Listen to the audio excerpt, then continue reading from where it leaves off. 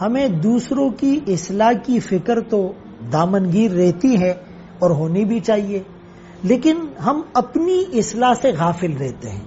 قرآن کریم نے یا ایھا الذین آمنوا علیکم انفسکم میں اس بات کو فوکس کیا ہے کہ تم پر لازم ہے اپنے نفسوں کی اصلاح، اور اپنی اصلاح ہونے کے بعد دوسروں کی اصلاح بھی آسان ہو جاتی ہے، اس لیے کہ لوگوں کو تلقین کی نہیں، عملی کردار اور پریکٹیکل کی ضرورت ہوتی ہے۔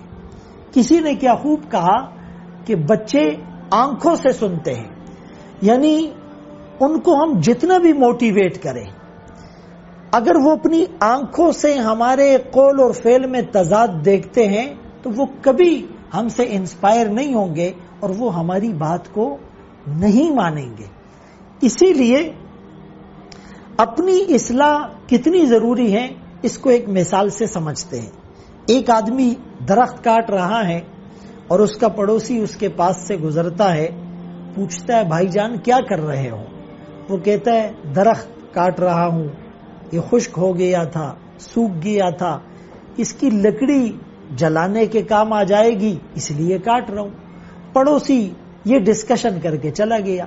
شام کو واپس آیا تو یہ آدمی اسی درخت کاٹنے میں مصروف ہے، اب تک درخت نہیں کٹا۔ جب اس پڑوسی نے غور کیا تو اس آری کے دندانے زنگ آلود تھے جس کی وجہ سے وہ درخت نہیں کٹ رہا تھا۔ تو اس نے کہا بھائی جان تم اس آری کے دندانے اور دھار تیز کراؤ۔ تو اس نے کہا آلریڈی میرا سارا دن ضائع ہو چکا ہے، میرے پاس اتنا وقت کہاں کہ میں جا کر اس آری کے دندانے اور دھار کو تیز کروں۔ یہی صورتحال آج ہماری ہے۔ بھائی اس دندانے کو اور دھاری کو تیز کرنے میں وقت کا ضیاع نہیں تھا، اس کا کام آسان ہو جاتا اگر اس کو یہ بات سمجھ آ جاتی۔ ہم جب تک اپنی اصلاح نہیں کریں گے ہماری بات میں اثر کہاں ہوگا، ہماری بات میں وزن کہاں ہوگا۔ کونوا مثلنا کا مصداق ہم کیسے بنیں گے؟ لفظ تاثیر سے بنتے ہیں، تلفظ سے نہیں۔ اہل دل آج بھی ہے اہل زباں سے آگے۔ اہل زباں کے گھنٹوں کا لیکچر وہ کام نہیں کرتا جو اہل دل کی ایک نگاہ کام کر جاتی ہے۔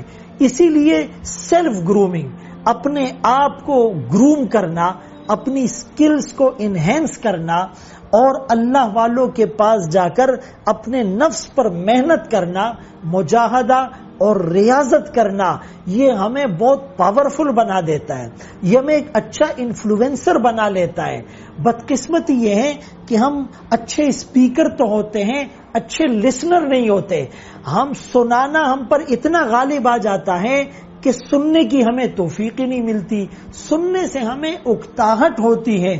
اسی لیے قرآن کریم میں اللہ فرماتے ہیں وَلَوْ عَلِمَ اللَّهُ فِيهِمْ خَيْرًا لَأَسْمَعَهُمْ، اگر اللہ ان میں خیر دیکھتا تو اللہ ان کو سنواتے، سننے کی ان کو توفیق ملتی۔